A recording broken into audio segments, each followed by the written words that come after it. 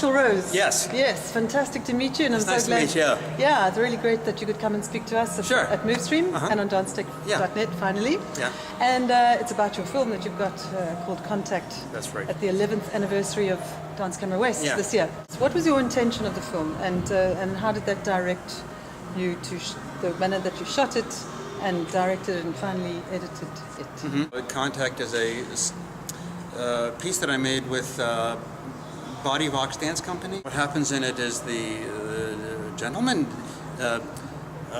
Jamie Hampton, is dancing around, and people keep attacking him from all sides. And just as they get there, say someone is jumping in the air and he goes to catch them, but in the middle of catching them, they disappear, and he just sort of parries that into like Aikido, taking the attack and channeling it into something else, so as if they never existed. So this is constant onslaught of attacks, like in a Jackie Chan, kung fu movie or something like that, and then people just kind of keep disappearing as they get there.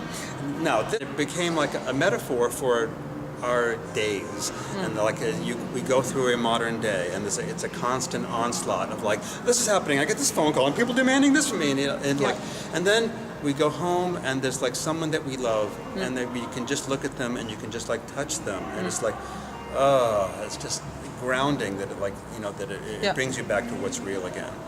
So for me, it became about that. It became about that kind of separation, contemporary alienation, but then what's the basis for being able to be a human these days? It's that we're able to contact each other.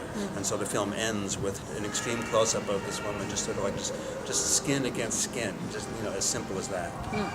In terms of violence, it has that Robert Longo kind of feel to it. Photographs of guys in lofts and wearing suits and looking like they'd been shot, kind of like that. And that's kind of like the aesthetic of this film. Survival strategies. How do you fund your films, your projects? Most things I pay for myself, but they're also inexpensive. A lot of the films, because so many of my films I make with Body Vox Dance Company, they've been commissioning me, fortunately, to make work for them. Nobody can make a living doing this, not easily. Have you got any hot tips for screen dance makers just starting out? What advice can you give them? Find a great location, because it's the frame of your thing. And so very often people just find some lawn somewhere, and there's a building, there's cars driving by, and it makes it seem like you didn't really have very much intent in what you were trying to do, so you just kind of came up with something.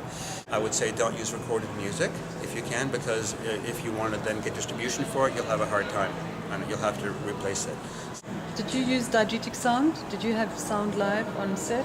The music is replaced afterwards, and then I foleyed in some of the sounds of the steps and the body slams. I foleyed that in afterwards at a very, very, very low level, so it seems real. Yeah. But the audience, you don't even hear it really. But I still think it leaves a much more visceral impact if that information is there. That for me personally. Yeah, as a I put it in, hopefully it's coming in a subliminal level. Well, thank you very much for your pleasure. time. And hope to see you around. Go look at my films, everybody. Go to mitchellrose.com. Wonderful. Thank you very much. Thank you. Okay.